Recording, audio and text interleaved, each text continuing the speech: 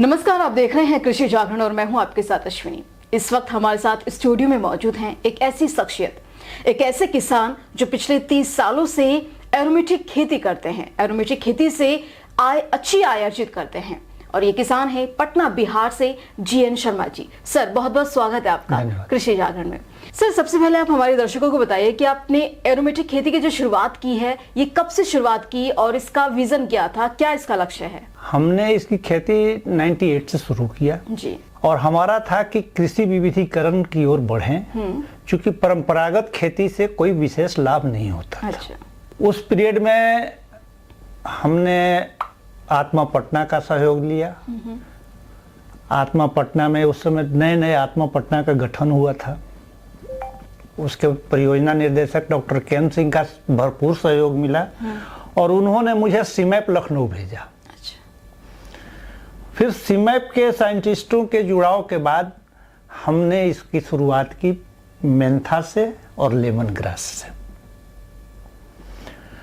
उसके बाद फिर हम जावा सिट्रोनेला पर गए, पामारोजा पर गए, कुछ खस पर गए। ये हमने शुरुआत की और हम धीरे धीरे परंपरागत खेती से अपने को मोड़ना शुरू कर दिए। तो आप जो सुगंधित पौधों की खेती करते हैं, तो बाजार में इसकी आपको किस तरह की मांग देखने को मिलती है?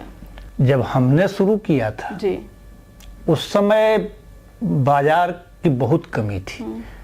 मिंट के लिए जहाँ बाराबंकी आना पड़ता था, लेमन ग्रास और सिट्रोनेला के लिए मध्य प्रदेश के हरदा में हमको बेचना पड़ता था जी। लेकिन आज के परिप्रेक्ष्य में पटना में भी इसका मंडी है और सबसे बड़ी मंडी लखनऊ में है, यूपी में। आप एरोमेटिक खेती करते हैं, तो इस खेती से आपको आमदनी में किस तरह का बदलाव देखने को मिला? आर्थिक तौर पर किस तरह के चेंजेस आए और ये पारंपरिक खेती से किस तरह से अलग है? बदलाव की जहाँ तक बात है, तो जहाँ हमें परंपरागत खेती में घाटे के खेती हो रहे थे, इसमें जाने के बाद हमको कैश क्रॉप के रूप में मिलना शुरू हो गया और प्रायः हर 3 महीने पर हमारी आमदनी शुरू हो गई। अच्छा। लेमन ग्रास में मेंथॉल जो है वो हर यानी जो 6 महीने का क्रॉप है, तो वो हमको 6 महीने के बाद दिखाई दिया जी।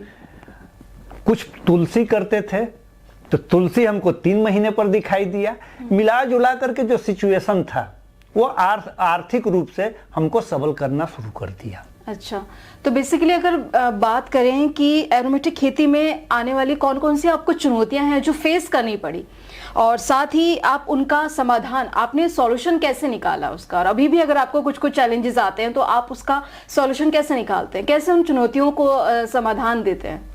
इसमें मुख्यतः बाजार की समस्या है जी। जब हमारा सबसे बड़ा एरोमेटिक का दुश्मन कहें तो वो है चीन। अच्छा। चीन सबसे बड़ा प्रोडक्ट करने वाला है और वो उसका जब वायल बाजार में आता है तो मार्केट भी है, इंडिया का मार्केट गिर जाता है। अच्छा। अभी चीन सिंथेटिक बहुत ज्यादा सप्लाई कर रहा है, जिससे ओरिजिनल लेमन ग्रास वायल या सिट्रोनेला वायल में प्रॉब्लम, मिंट में प्रॉब्लम आ रहा है। लेकिन अगर किसान उसको थोड़ा सा बर्दाश्त कर ले, 2-4-6 महीना, तो फिर उसका रेट बढ़ जाता है। अच्छा। जैसे ही उनकी सिंथेटिक बंद होगी, हमारा रेट हाई हो जाएगा। अच्छा, उनकी सिंथेटिक बंद हो जाती है तो यहाँ पर रेट हाई हो जाता है। अच्छा। और तब किसान को प्रॉफिट होता है। अच्छा। आपको ताजुब होगा कि आज के डेट में भी वेटिवर जिसे खस कहते हैं, खस वायल 20,000 रुपए प्रति लीटर अजमल कंपनी, जो एसेंस की सबसे बड़ी कंपनी इंडिया का है, अजमल ग्रुप खरीद रही है बिहार में। अच्छा।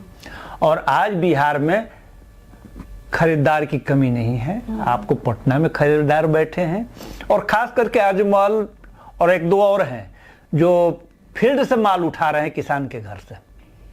आपने जब ये खेती शुरू की तो क्या प्रोसेस था जो आपने शुरुआत की थी और आज किस लेवल पर आप मतलब किस तरीके का आप मतलब खेती करते हैं? क्या बदलाव, क्या चेंजेस एक आते गए, या मतलब कैसे शुरुआत की थी और आज कहां तक आपकी पहुंच है? हमने बहुत छोटे से शुरुआत किया जी। था।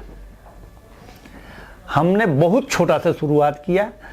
लेमन ग्रास खास कर करके हम पौधा लाए आपका सीमैप से जी। उस समय हम 500 पौधा लिए थे, 25 पैसे पौधा हमको मिला था और उस पौधे से हम 5 एकड़। किस साल की बात है ये? 1999 कितने का 25 पैसे। 25 पैसे का पौधा आप लेकर आए। आज जो है, आज भी सीमैप में 2 रुपए के आसपास रेट है। अच्छा। लेकिन इसकी गारंटी है कि वो पौधा सही है। और हम यही किए कि वहां से 500 पौधा लाए और 500 से उसको हम 5000 में कन्वर्ट किए। 500 से 5000 में कन्वर्ट करते हैं। ये हमारी सबसे बड़ी बचत हुई। अच्छा, तो इसमें किस किस तरह के मतलब पौधे थे? कुछ वैरायटी या नाम या फूलों, मतलब किस तरह के? ये लेमन ग्रास जो है वो नींबू घास है। हाँ, मतलब इसमें कुछ वैरायटी भी है या? हाँ, वैरायटी है। इसका सबसे बड़ी बेहतर वैरायटी है कृष्णा वैरायटी पे तेल के मामले में। अच्छा। सिट्रल कम है, लेकिन सिट्रल के मामले में अगर हम जाएंगे तो CKP 25 आज भी आसाम की वैरायटी है, जोराहट की, वो सबसे बेहतर है। लेकिन हमको तेल चाहिए। किसान को क्या है, हमको ज्यादा तेल मिलेगा तो ज्यादा पैसा मिलेगा। तो उस मामले में कृष्णा सबसे बेहतर है। हमने कृष्णा उठाया और अपने घर पर पौधशाला तैयार किया और 1 से हम 5000 तक जा सकते हैं। ये कोई बहुत बड़ी बात नहीं है, मात्र 3 महीने के डिफरेंसेस पे। अच्छा, 3 महीने के गैपिंग में। अच्छा, 3 महीने का हम 5 पौधा लगाए, 3 महीने बाद 10 पौधा वो हो जाएगा, 15 पौधा एक पौधा से 1 से 10 से 15 हो जाते हैं आराम से। कोई प्रॉब्लम नहीं है, 50 तक जाएगा। ये जो है 7 साल का फसल है। एक बार लगाओ 7 साल तक प्रॉफिट। हाँ, काटते जाओ, हर 3 महीने पर आपको तेल मिलता जाएगा। हाँ, एक समस्या इसमें है कि कोई भी सुगंधित पौधा करने में तेल निकालने के लिए एक आसवन इकाई होना चाहिए। और अगर वो नहीं हुआ तो खेती करने से कोई फायदा नहीं है। हम अपना लगाए हैं। हम 2002 में आसवन लगाए और हम खुद तेल निकालना शुरू किए। जब हम पूरी तरह से बड़े पैमाने पर गए, 2 एकड़ 3 एकड़ में जब हम शुरुआत किए, तो हम अपना जो है कि नहीं, अपना डिस्टिलेशन यूनिट, उसमें अगर आप ½ एकड़ से आगे बढ़ते हैं तो डिस्टिलेशन यूनिट होना बहुत जरूरी है। हम अपना डिस्टिलेशन लगाए और उसकी भी एक कहानी है कि इंडिया में मात्र उस समय एक ही कंपनी था, स्वराज हर्बल प्लांट बाराबंकी। हम वहीं से उठा करके ले गए खरीद के, और आज ठीक है, चल रहा है, आज तक चल रहा है, कहीं कोई प्रॉब्लम नहीं है। ये बहुत ध्यान देने वाली बात है कि आपको भी अगर इस तरह की मतलब करना है तो डिस्टिलेशन यूनिट होना बहुत ज़्यादा ज़रूरी है। और कृष्णा वैरायटी का जो पौधा होता है वो आप लगा सकते हैं। तो सर, मेरा आपसे अगला सवाल ये है कि जो युवा किसान हैं या युवा लोग हैं जिन्हें रोजगार नहीं मिल रहा है, वो इस तरह का शुरू करना चाहते हैं, तो उसमें एरोमेटिक खेती कोई शुरू करना चाहता है, तो उन्हें आप क्या सलाह देना चाहेंगे? जो बिगनर्स हैं उन्हें किस तरह की शुरुआत करनी चाहिए? उन्हें क्या आप आइडियाज देना चाहेंगे? खास करके आज के परिदृश्य में जो नौजवान सरकारी नौकरी या कहीं गार्ड की नौकरी करने के लिए परेशान हो रहे हैं, उनके लिए मेरा एक सलाह होगा कि वो अपने घर पे एक रोजगार के रूप में इसको देखें और रोजगार के रूप में देखते हुए सुगंधित पौधे की खेती करें। कहीं बाजार में कोई समस्या नहीं है। अगर कोई कहता है कि समस्या है तो वो सीधे हमसे, सब बिहार के लोग हमसे संपर्क में रहते हैं, जहाँ कहीं भी समस्या होती है तो वो लोग हमसे बात करते हैं।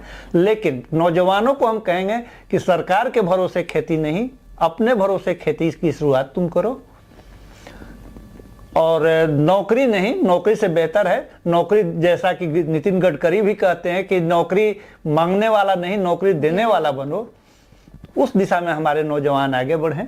अगर 2-3-4 नौजवान ग्रुप बना करके करें तो ज़्यादा फायदेमंद है। जी, तो ये बहुत अच्छी बात कही सर आपने कि नौकरी लेने वाले नहीं, नौकरी देने वाले बने। बहुत अच्छा मैसेज आपने हमारे सभी युवा किसान जो हैं, युवा जो हैं, उन्हें दिया है। तो एक बार बहुत बहुत धन्यवाद सर आपका हमारे साथ जुड़ने के लिए, और फ्यूचर के लिए, आपको भविष्य के लिए बहुत बहुत बधाई। शुक्रिया।